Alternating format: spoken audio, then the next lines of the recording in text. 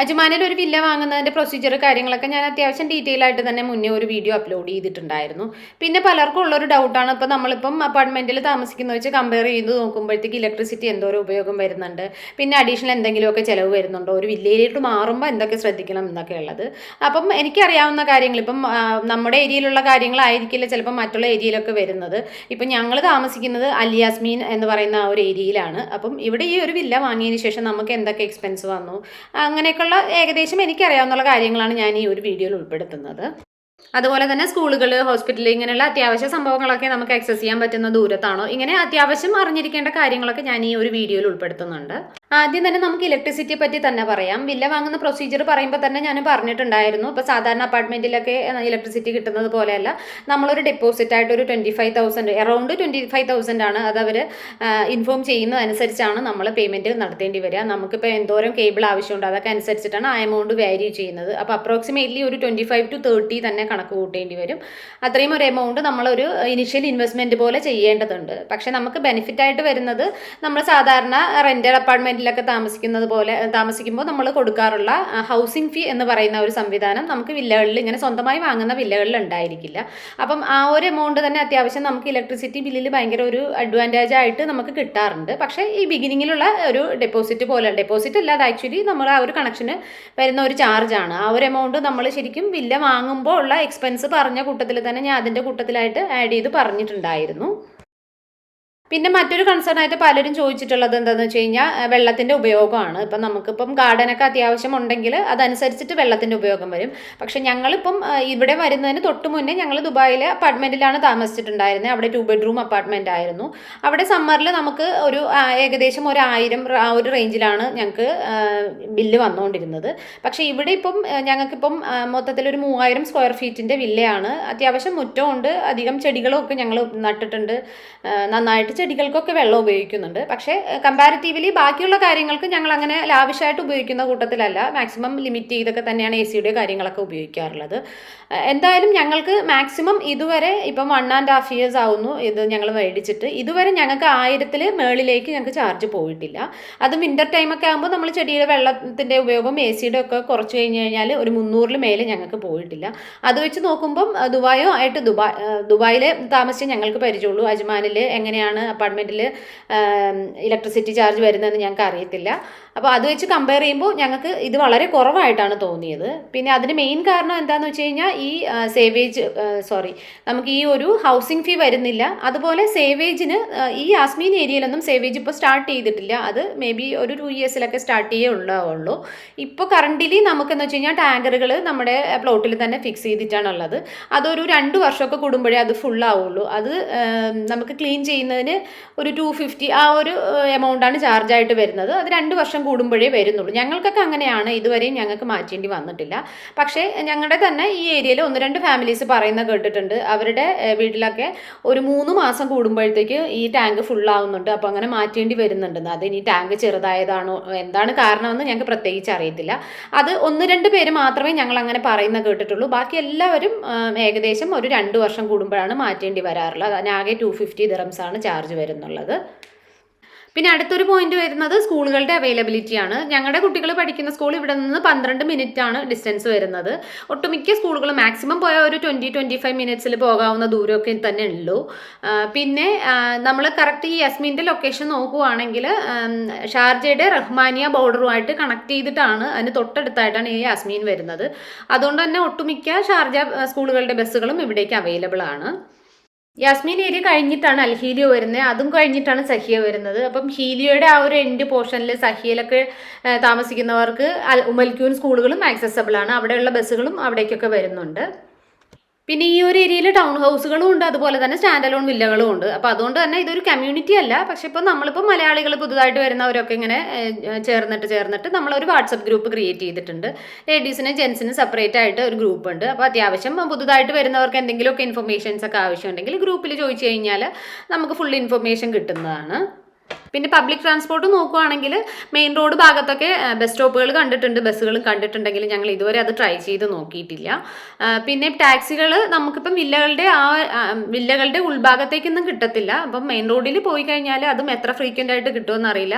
അപ്പോൾ safer side നമ്മളെപ്പോഴും എന്തെങ്കിലും അങ്ങനെ ഒരു ട്രിപ്പ് പ്ലാൻ ചെയ്യുന്നുണ്ടെങ്കിൽ മുന്നേ ബുക്ക് ചെയ്ത് വെക്കുന്നതാവും നല്ലത്. ഇപ്പം നമ്മൾ എയർപോർട്ടിലൊക്കെ പോകുന്ന സമയത്ത് ഞങ്ങൾ ബുക്ക് ചെയ്ത് വെക്കുകയാണ് ചെയ്തിട്ടുള്ളത്. അപ്പോൾ കൃത്യസമയത്ത് വന്നിട്ടുണ്ടായിരുന്നു. പിന്നെ ഹോസ്പിറ്റൽസിൻ്റെ നോക്കുവാണെങ്കിൽ നമുക്കിപ്പം എന്തെങ്കിലും അത്യാവശ്യമായിട്ട് പോകാനുള്ള എമർജൻസിയൊക്കെ ഉള്ള വലിയ ഹോസ്പിറ്റൽസ് നോക്കുവാണെങ്കിൽ ഏറ്റവും അടുത്തായിട്ടുള്ളത് സൗദി ജർമ്മൻ ഹോസ്പിറ്റലാണ്. അവിടേക്ക് ഇവിടുന്ന് ഏകദേശം ഒരു 15 മിനിറ്റ്സ് ആണ് ഡിസ്റ്റൻസ് ഉള്ളത്. പിന്നെ ക്ലിനിക്കുകൾ, ഫാർമസീസ് ഒക്കെ അടുത്ത് കണ്ടിട്ടുണ്ട്. പിന്നെ അതുപോലെ തന്നെ പുതിയ പുതിയ ഒത്തിരി ബിൽഡിങ്ങുകൾ, പ്രത്യേകിച്ചും കൊമേഴ്ഷ്യൽ ബിൽഡിങ്ങുകളൊക്കെ സ്റ്റാർട്ട് ചെയ്യുന്നുണ്ട്. അപ്പോൾ അതനുസരിച്ചിട്ട് എന്തായാലും ഉടനെ തന്നെ പുതിയ പുതിയ ക്ലിനിക്കുകളും കാര്യങ്ങളും ഒക്കെ വരുന്നുണ്ടാവും. പിന്നെ ഈ വീഡിയോ റിക്വസ്റ്റ് ചെയ്ത ആൾ ചോദിച്ചിരുന്ന മറ്റൊരു ക്വസ്റ്റ്യൻ, ഇപ്പോൾ അപ്പാർട്ട്മെൻറ്റിൽ നിന്ന് വില്ലയിലേക്ക് മാറുമ്പോൾ നമുക്ക് അഡീഷണൽ ആയിട്ട് എന്തൊക്കെ കാര്യങ്ങൾ അറിഞ്ഞിരിക്കണം എന്ന് ചോദിച്ചിട്ടുണ്ടായിരുന്നു. ഞങ്ങൾക്ക് അങ്ങനെ പ്രത്യേകിച്ച് ഒന്നും തോന്നിയിട്ടുണ്ടായിരുന്നില്ല. സാധാരണ ഇപ്പോൾ അപ്പാർട്ട്മെൻറ്റിൽ മാറുന്ന സമയത്ത് നമ്മൾ AC കാര്യങ്ങളൊന്നും നമ്മൾ വാങ്ങേണ്ടി വരാറില്ല. അത് നമ്മൾ വാങ്ങി ഫിറ്റ് ചെയ്യേണ്ടി വരും. അതിപ്പോൾ നമ്മൾ ഓർഡർ കൊടുത്തു കഴിഞ്ഞാൽ അവരൊരു ഇലക്ട്രിസിറ്റി വന്നിട്ടുണ്ടെങ്കിൽ അവർ വേഗം തന്നെ നമുക്കത് ഫിക്സ് ചെയ്ത് തരും. അതിൽ പ്രത്യേകിച്ചൊന്നുമില്ല. പിന്നെ അഡീഷണൽ ആയിട്ട് ഇപ്പം സ്വാഭാവികമായിട്ട് നമ്മൾ വില്ലയിൽ താമസിക്കുമ്പം നമുക്ക് കുറച്ച് അധികം സാധനങ്ങളൊക്കെ വേണം. അത് ഇപ്പം നമ്മുടെ ബഡ്ജറ്റ് അനുസരിച്ചിട്ടാണ്. അത് ഞങ്ങളൊക്കെ ചെയ്ത എന്താണെന്ന് വെച്ച് കഴിഞ്ഞാൽ ആദ്യം ഞങ്ങളുള്ള സാധനങ്ങൾ വെച്ചിട്ട് ഷിഫ്റ്റ് ചെയ്തു. പിന്നെ നമ്മൾ പതുക്കെ ഒത്തിരി സമയം എടുത്തിട്ടാണ് പതുക്കെ ഓരോന്നായി വാങ്ങി നമ്മുടെ ഇഷ്ടത്തിന് ചെയ്തതാണ്. ഇല്ല ഇപ്പോൾ നമുക്ക് ബഡ്ജറ്റ് ഒരു പ്രശ്നം അല്ലെങ്കിൽ ഇപ്പം ഇൻറ്റീരിയർ ഒക്കെ ആണെങ്കിൽ നമുക്ക് പുറത്ത് കൊടുത്ത് ചെയ്യിച്ചു കഴിഞ്ഞാൽ നമ്മൾ പറയുന്ന സമയത്തിന് അവർ കംപ്ലീറ്റ് ചെയ്ത് തരും. അങ്ങനെ ചെയ്യാം. പിന്നെ ഞങ്ങൾ ഈ വില്ല നോക്കുന്ന സമയത്ത് ഞങ്ങൾ ഏറ്റവും കൂടുതൽ പ്രിഫറൻസ് കൊടുത്തിരുന്നത് മുറ്റത്തിൽ ചെടിക്കൊക്കെ പറ്റിയ സ്ഥലമുണ്ടോ എന്നുള്ളതാണ്. അതുകൊണ്ട് തന്നെ നമ്മൾ ഉള്ളിലെ സൗകര്യങ്ങൾ അധികം അങ്ങനെ നോക്കിയിട്ടുണ്ടായിരുന്നില്ല. അപ്പോൾ അതിൽ ഒരു ബുദ്ധിമുട്ടായിട്ട് ഞങ്ങൾക്ക് തോന്നിയത് ഉള്ളിൽ കബേർഡുകളൊന്നും ഉണ്ടായിരുന്നില്ല. അപ്പം ഓരോ റൂമിലേക്ക് നമ്മൾ അഡീഷണൽ ആയിട്ട് ഓരോന്നായിട്ട് വാങ്ങുകയാണ് ചെയ്യുക. അപ്പോൾ നമുക്ക് എല്ലാ സാധനങ്ങളും ഇങ്ങനെ മാച്ചിങ് ആയിട്ട് കിട്ടും, അങ്ങനെ ഒന്നും കിട്ടത്തില്ല. അപ്പം കബേർഡുകളുള്ളത് നോക്കി വാങ്ങുകയാണെങ്കിൽ അതായിരിക്കും കുറച്ചുകൂടി സൗകര്യമായിട്ടുണ്ടാവുക. പിന്നെ ഡസ്റ്റിൻ്റെ കാര്യം ചോദിച്ചിട്ടുണ്ടായിരുന്നു. നമ്മളിപ്പോൾ അപ്പാർട്ട്മെൻറ്റുമായിട്ട് താരതമ്യം ചെയ്യുമ്പം വില്ലയിൽ ഡസ്റ്റ് കൂടുതൽ തന്നെയാണ്. അതിപ്പം അജ്മാനിലല്ല, എവിടെയാണെങ്കിലും അത് പൊതുവേ കൂടുതൽ തന്നെയാണ്. പിന്നെ ഈ കൺസ്ട്രക്ഷനൊക്കെ നടക്കുന്നത് കാരണം പൊടി കൂടുതലുണ്ടോ എന്ന് ചോദിച്ചിട്ടുണ്ടായിരുന്നു. അതിപ്പം ശരിക്കും തീരെ അങ്ങനെ പൊടി തീരെ പറ്റാത്തവരാണെങ്കിൽ ഒന്നുകിൽ ഈ കൺസ്ട്രക്ഷനൊക്കെ കഴിഞ്ഞ് ഫുള്ളായിട്ടുള്ള ഏരിയാസ് ഉണ്ട്, അങ്ങനെയുള്ള ഏരിയയിൽ നോക്കി മേടിക്കേണ്ടി വരും. പിന്നെ ഞങ്ങൾ വരുമ്പം ഇവിടെ അത്യാവശ്യം നല്ല ഡസ്റ്റുള്ള ഏരിയ തന്നെ ആയിരുന്നു. പിന്നെ ഞങ്ങൾക്ക് ഫ്രണ്ടിൽ കച്ചാ റോഡുമാണ് വരുന്നത്. അപ്പോൾ അതിൻ്റേതായ പൊടി ഉണ്ടായിരുന്നു. പിന്നെ ഞങ്ങൾ ചെടികൾ കുറച്ച് ഇഷ്ടപ്പെടുന്ന കൂട്ടത്തിലായതുകൊണ്ട് ഞങ്ങൾ ഒരുപാട് ചെടികൾ വെച്ച് നന്നായിട്ട് ഫില്ല് ചെയ്തിട്ടുണ്ട്. അതുപോലെ ഫ്രണ്ടിലൊക്കെ ആണെങ്കിൽ നമ്മൾ മുകളിൽ ഇങ്ങനെ ഈ ബാംബു ഷെയ്ഡൊക്കെ വെച്ച് കവർ ചെയ്തിട്ടുണ്ട്. അപ്പോൾ അതിൻ്റേതായ ഒരു പൊടി മറ്റുള്ള വീടുമായിട്ട് കമ്പയർ ചെയ്യുമ്പോൾ ഞങ്ങൾക്ക് കുറവാണ് വരുന്നത്. പക്ഷേ സ്വാഭാവികമായിട്ടും വില്ല ആകുമ്പോൾ നമ്മളത് എക്സ്പെക്റ്റ് ചെയ്ത് തന്നെ പറ്റുള്ളൂ. പിന്നെ അതുപോലെ ചൂട് കൂടുതലുണ്ടോ എന്നും ചോദിച്ചിട്ടുണ്ടായിരുന്നു.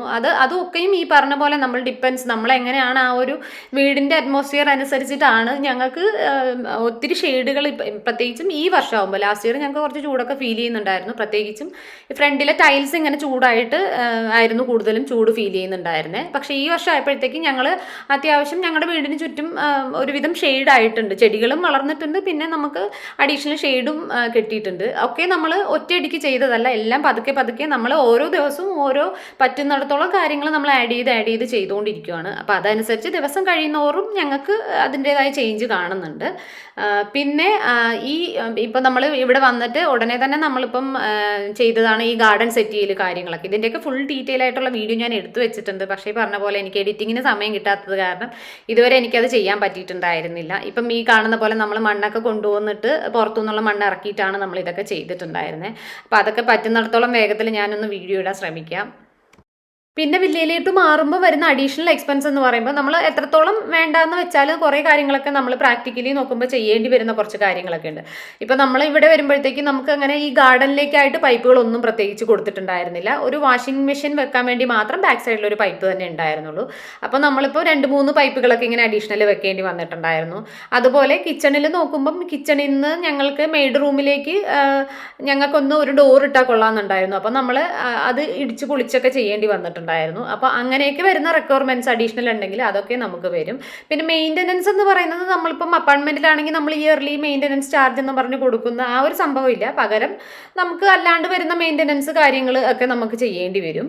പിന്നെ ഒരു അപ്പാർട്ട്മെൻറ്റിലേക്ക് മാറുന്ന സമയത്ത് ചിലപ്പോൾ നമുക്ക് ഒന്നും നോക്കാണ്ട് വെറുതെ അങ്ങോട്ട് മാറാൻ പറ്റും. നമുക്കിപ്പോൾ ഫാൻ ഉണ്ടോ നോക്കണ്ട, ഒന്നും നോക്കണ്ട. പക്ഷേ വില്ലയിലാവുമ്പം ഇതൊക്കെ നമ്മൾ നമ്മുടെ കയ്യിൽ നിന്ന് കൊടുത്ത് വാങ്ങാൻ വേണ്ടിയിട്ട് ഒരു ബഡ്ജറ്റ് വെച്ചിട്ടായിരിക്കണം നമ്മൾ ഷിഫ്റ്റ് ചെയ്യുന്ന സമയത്ത് നമുക്ക് അതിന് വേണ്ടിയിട്ടുള്ള ഒരു റിസർവും കൂടി കണക്ക് കൂട്ടിയിട്ട് വേണം മാറേണ്ടത്.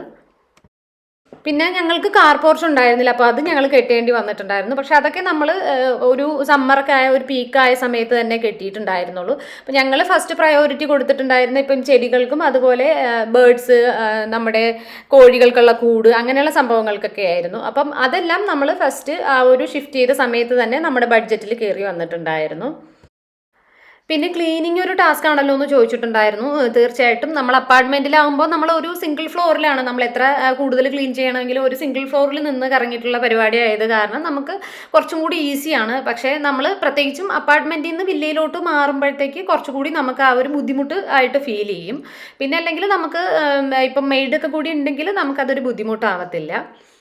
ഇപ്പം സ്വന്തമായൊരു വില്ലയൊക്കെ വാങ്ങിയിട്ട് നമുക്ക് തിരിച്ച് പിന്നെ ഒരു അപ്പാർട്ട്മെൻറ്റിലേക്ക് അല്ലെങ്കിൽ ഒരു റെൻറ്റഡ് ഹൗസിലേക്ക് തിരിച്ചു പോവുക എന്ന് പറയുന്നത് പ്രാക്ടിക്കലി ഒരിക്കലും നടക്കുന്ന കാര്യമല്ല. അപ്പോൾ എപ്പോഴും നമ്മൾ ഒരു കാര്യത്തിലേക്ക് ഇറങ്ങുന്നതിന് മുമ്പ് ഇപ്പോൾ അവിടെ താമസിക്കാൻ പോകുന്നവർക്ക് ഇങ്ങനെയുള്ള കാര്യങ്ങളും പണികളും ഒക്കെ ചെയ്യാൻ താല്പര്യമുള്ളവരാണോ അല്ലെങ്കിൽ ചെയ്യാനുള്ള എബിലിറ്റി ഉള്ളവരാണോ എന്നൊക്കെ നോക്കിയിട്ട് വളരെയധികം ആലോചിച്ച് അങ്ങനെ തീരുമാനം എടുക്കുന്നത് തന്നെയായിരിക്കും നല്ലത്. അപ്പാർട്ട്മെൻറ്റും വില്ലയും തമ്മിൽ കമ്പാരിസൺ നോക്കുവാണെങ്കിൽ നമുക്ക് കുറേ ബെനിഫിറ്റ് ഉണ്ട്, അതുപോലെ തന്നെ കുറേയധികം പണികൾ കൂടുതലും ഉണ്ടായിരിക്കും. പിന്നെ സൂപ്പർ മാർക്കറ്റുകളൊക്കെ ഉണ്ടോ എന്ന് ചോദിച്ചിട്ടുണ്ടായിരുന്നു. സൂപ്പർ മാർക്കറ്റുകളും ഗ്രോസറീസും അത്യാവശ്യം ഹോം ഡെലിവറി കാര്യങ്ങളും ഒക്കെ ഉള്ള ഏരിയ തന്നെയാണ്. പിന്നെ ഡെയിലി ബേസിസിൽ പുതിയ ബിൽഡിങ്ങുകളൊക്കെ ഓപ്പൺ ആവുന്നുണ്ട്, അതനുസരിച്ചിട്ട് ഷോപ്പുകളുടെ എണ്ണമൊക്കെ കൂടിയും വരുന്നുണ്ട്. പിന്നെ AC യുടെ ഉപയോഗത്തെ പറ്റി ചോദിച്ചിട്ടുണ്ടായിരുന്നു. അതിപ്പോൾ അപ്പാർട്ട്മെൻറ്റുമായിട്ട് കമ്പയർ ചെയ്യുമ്പോൾ എന്തായാലും നമുക്ക് വില്ലയിൽ സ്ഥലം കൂടുതലുള്ളത് കൊണ്ട് തന്നെ അതനുസരിച്ച് തണുപ്പ് വളരെ പതുക്കെ തന്നെ ആവാറുള്ളൂ, അതിൻ്റെ ഒരു വ്യത്യാസം വരുന്നുണ്ട്. എന്നാലും മാക്സിമം നമ്മളിപ്പോൾ ഫസ്റ്റ് ഫ്ലോറൊക്കെ ആണെങ്കിൽ നമ്മൾ ഉറങ്ങാനുള്ള സമയത്തേക്ക് മാത്രമേ മുകളിലേക്ക് പോകാറുള്ളൂ, അവിടെ കുറച്ച് ചൂട് കൂടുതലുണ്ടാവും. അപ്പം മാക്സിമം താഴത്തെ ഫ്ലോർ ഉപയോഗിക്കും. പിന്നെ AC ഉപയോഗിക്കുന്ന റൂമിൽ തന്നെ അത്യാവശ്യം എല്ലാവരും ഓരോരുടെ പണികളൊക്കെ നോക്കുന്ന വിധത്തിലൊക്കെ സെറ്റ് ചെയ്യുകയാണെങ്കിൽ അത് നമുക്ക് മാനേജ് ചെയ്ത് പോകാവുന്നതേ ഉള്ളൂ. അതൊന്നും ഒരു ബുദ്ധിമുട്ടായിട്ട് തോന്നിയിട്ടില്ല. പിന്നെ ഈ പറഞ്ഞ കാര്യങ്ങളൊക്കെയും ഓരോരുത്തരുടെ ലൈഫ് സ്റ്റൈൽ അനുസരിച്ചിട്ടാണ്. അപ്പോൾ അത്യാവശ്യം ചോദിച്ച കാര്യങ്ങളൊക്കെ ഞങ്ങളുടെ ഒരു ലൈഫ് സ്റ്റൈൽ അനുസരിച്ചിട്ട് ഞാൻ ക്ലിയർ ചെയ്ത് തന്നിട്ടുണ്ട് എന്ന് വിചാരിക്കുന്നുണ്ട്. ഇനി എന്തെങ്കിലും കൂടുതൽ അറിയണമെങ്കിൽ കമൻറ്റ് ചെയ്താൽ മതി. അപ്പം പുതിയ വിശേഷങ്ങളൊക്കെ ആയിട്ട് നമുക്ക് അടുത്ത വീഡിയോയിൽ കാണാം. അതുവരേക്കും എല്ലാവർക്കും ബൈ ബൈ.